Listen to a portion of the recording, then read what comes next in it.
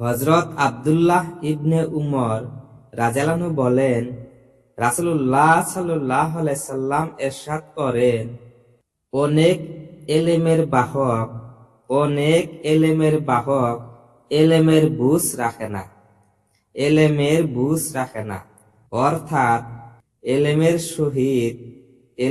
সহিত যে জ্ঞান বুঝ হওয়া দরকার তাহা হইতে খালি থাকে।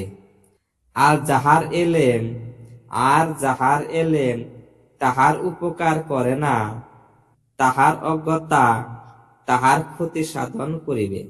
তোমরা কুরআন কারীমের প্রকৃত পাঠকারী তখন হইবে যখন এই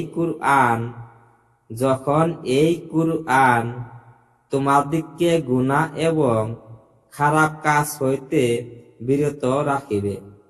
আর যদি কুরআন